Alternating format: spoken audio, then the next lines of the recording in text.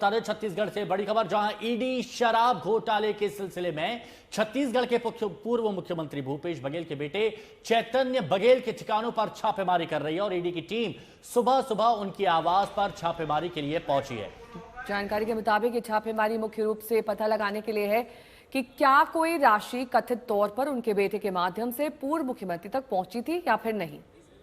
तो शराब घोटाले मामले में बघेल के बेटे के घर पर यह छापा मारा जा रहा है। भूपेश बघेल के बेटे चैतन्य बघेल के घर पर सुबह सुबह 3 गाड़ियां के साथ ईडी के अधिकारी पहुंचते हैं और जांच पड़ताल की जाती है। शराब घोटाले से जुड़ा हुआ यह पूरा मामला।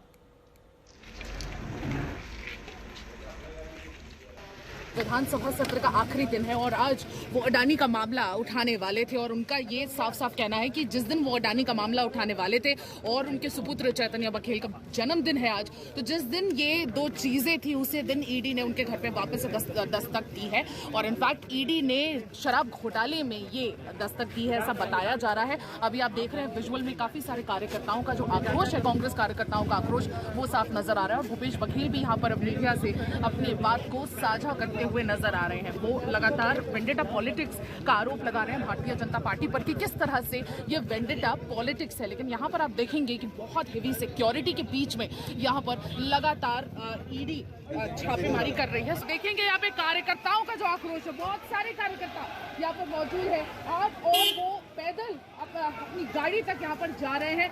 हेवी सिक्योरिटी डिप्लॉयमेंट यहाँ पर कर दी गई है। मेरे बेटे का जन्मदिन है। पिछले समय 2023 में मेरे जन्मदिन में ईडी भेजा गया था। अब आज तो विधानसभा में अडानी का मामला उठना है और अपने मालिक को खुश करने के लिए मोदी और शाह ने ईडी मेरे घर भेज दिया है। हम लोग डरने वाले नहीं हैं, न झुकने वाले हैं। ये कितना भी ताकत लगा ले, भूपेश बघेल न टूटेगा न झुकेगा।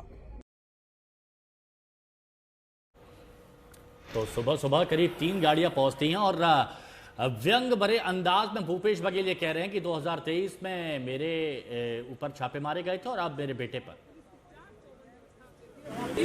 ईडी का क्या मसला है मुझे तो नहीं मालूम है, सेंट्रल की एजेंसी है, वही बताएंगे।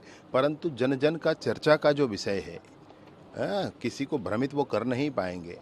जिस तरह का भ्रष्टाचार किया गया है, भ्रष्टाचार में नवाचार किए गए हैं, भ्रष्टाचार में ब्रॉडकास्टिंग की गई है, भ्रष्टाचार एक्सपोर्ट किया गया है, कॉन्सेप्ट सब जानते हैं भाई। तो इसलिए होगा उसको ऐसे बोल करके भ्रम में नहीं डाल सकते वो किसी को। अब राजनीतिक बयानबाजी कुछ कोई कर ले।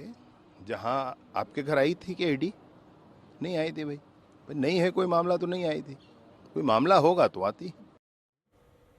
सुमी मेरी सहयोगी इस वक्त तमाम जानकारी के साथ जुड़ गई हैं। सुमी, देखिए बिना आग के तो धुआं उठता नहीं है। जाहिर तौर पर कोई मनी ट्रेल सामने आया होगा, इस वजह से ईडी की छापेमारी हो रही है। क्या ये पूरा मामला, सबसे पहले तो ये बताइए। और अगर इतने ही पाक साफ हैं भूपेश बघेल, तो फिर जांच से क्यों घबरा रहे हैं, क्यों अडानी तक पहुंच गए हैं?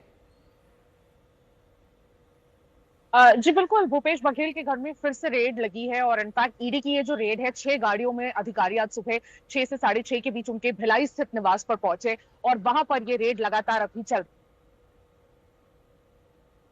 वजूद विधानसभा आज और उन्होंने ये ट्वीट करके, उन्होंने 6:30 बजे ये ट्वीट करके लोगों को बताया कि ये रेड लगातार उनके घर पे चल रही है और वापस रेड उनके घर पे, ये ईडी शराब घोटाले में ये रेड चल रही है। मैं आपको बताऊं, parallel investigation already ACB, state ACB और ईओडब्ल्यू इसमें कैरी कर रहा है, जिसपे 4th सप्लीमेंट्री चार्जशीट भी अभी रिसेंटली फाइल हुई थी, जिसमें 29 लोगों के खिलाफ मामला दर्ज किया गया है, जिसमें एक्साइज मिनिस्टर कवासी लाखमा का भी नाम था। और बताया जाता है कि शायद जो प्रोसीड्स है, इलीगल प्रोसीड्स है शराब घोटाले के, वो शायद सीएम हाउस भी गए हों और भूपेश बघेल इनफैक्ट तत्कालीन उस समय के मुख्यमंत्री रहे हैं। इसलिए ठोस कार्रवाई की जा रही है ईडी की तरफ से। अब आउटकम क्या होता है वो देखना होगा। शुक्रिया आपका हमारे साथ जुड़ने के लिए।